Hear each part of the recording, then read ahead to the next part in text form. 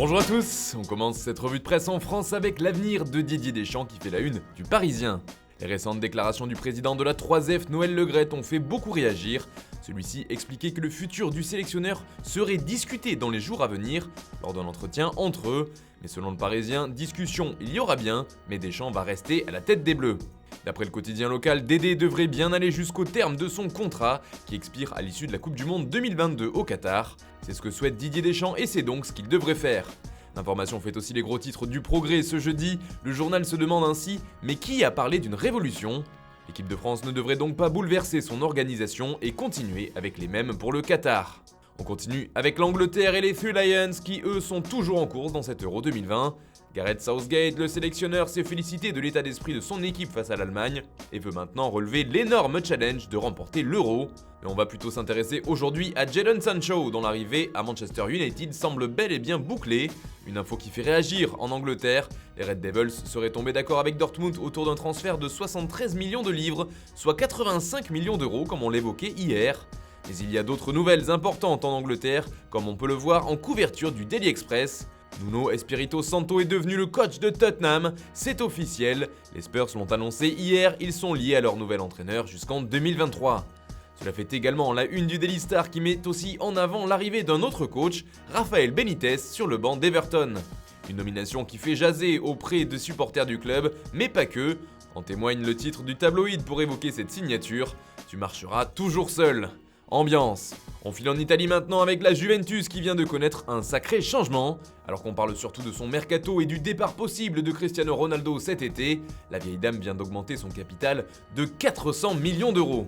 Il faut dire que le club turinois en avait bien besoin car il pourrait enregistrer 320 millions d'euros de pertes sur la période 2019-2022.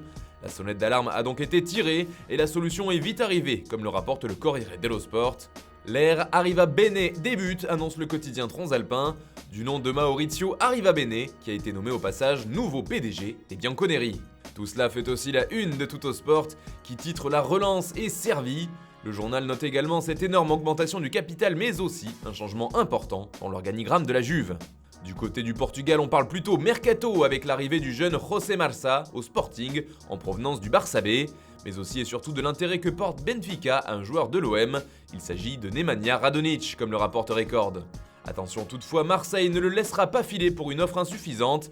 Les deux clubs seraient en train de négocier, mais d'après le journal lusitanien, Benfica ne mettra pas plus de 7 millions d'euros sur la table pour l'attaquant phocéen, ce qui pourrait ne pas être suffisant aux yeux de l'OM, d'autant que selon Kicker, le Hertha Berlin espère bien le signer définitivement. Prêté là-bas, le joueur aimerait rester en Bundesliga et le club allemand semble partant lui aussi. Le Hertha a décidé de ne pas lever son option d'achat à 11,5 millions d'euros pour payer moins cher. Et toujours selon Kicker, Marseille réclame au moins 8 millions d'euros pour accepter un transfert. Le cas de Radonjic devrait donc encore faire parler. Et puis on part en Espagne maintenant avec Joan Laporta qui a fait des déclarations une nouvelle fois remarquées sur Lionel Messi. Le président du Barça se montre encore optimiste comme le rapporte Sport dans son édition du jour. La prolongation semble déjà toute tracée pour la Pulga.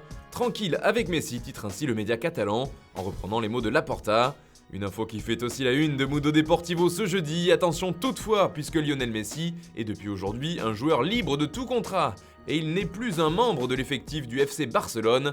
C'est justement ce que met en avant As ce matin. Lui et Ramos sont sans contrat actuellement. Un sacré séisme, même si Messi devrait re-signer au Barça. De crack marche libre, titre ainsi le quotidien ibérique. Et puis on termine ce tour de la presse avec la grosse info mercato du jour qui nous vient de France et du PSG. Alors que le club de la capitale multiplie les pistes de renom cet été, il pourrait bien perdre l'un de ses joyaux. Enfin, pas tout de suite. En effet, selon l'équipe, l'attaquant français aurait décidé de rester à Paris pour cet été et respecter la fin de son contrat. En revanche, il ne prolongera pas et partira donc libre l'été prochain. Mbappé l'aurait même annoncé à certains membres du Paris Saint-Germain.